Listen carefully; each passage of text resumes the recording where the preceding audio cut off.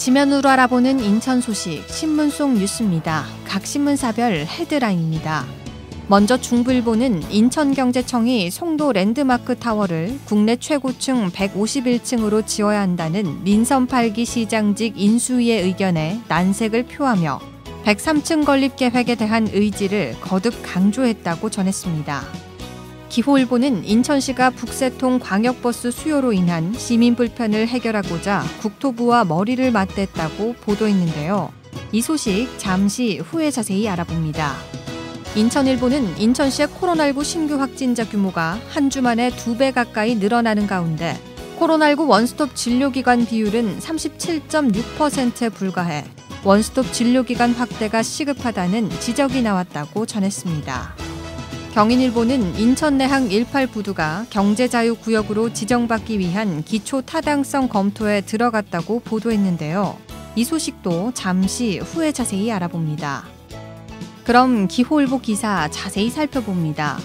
국토부 대도시권 광역교통위원회는 지난 12일 인천시와 경기도 10개 시군구 등 관련 지자체와 함께 광역버스 문제 해소를 위한 긴급대책회의를 열었다고 전했는데요. 대광에 따르면 최근 사회적 거리두기 완화와 유가 상승 등 복합적인 요인으로 지역별 광역버스 이용 수요가 지속적으로 증가하는 상황이며 이로 인해 출퇴근 시간 입석 인원이 급증하는 등 해결이 시급하다 했다고 보도했습니다. 이에 대광이와 인천시는 입석 운행이 빈번한 15개 노선을 대상으로 출퇴근 시간 운행 횟수를 기존 230회에서 275회로 총 45회 확대하기로 했으며 이후 운영이 안정화되면 지속적으로 증차하는 등 입석 문제를 완화시켜 나간다는 계획이라고 전했습니다. 다음은 경인일보 기사 자세히 살펴봅니다. 유정복 인천시장이 18부두 등 내항 일대를 경제자유구역으로 지정받아 하버시티를 조성하는 제물포 르네상스 프로젝트를 1호 공약으로 내세워 추진하고 있다고 보도했는데요.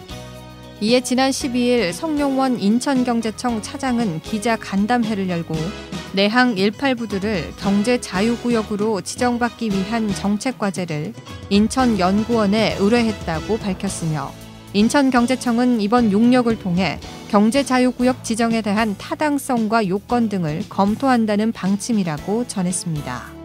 한편 정부는 경제자유구역 경쟁력 강화 등을 이유로 지정 면적을 축소하는 정책을 펼치고 있는데 이 때문에 정부를 설득하기 위해선 인천시의 경제성 있는 사업계획뿐 아니라 여야 정치권에서도 힘을 보태야 한다는 목소리가 나온다고 보도했습니다. 지금까지 신문 속 뉴스였습니다.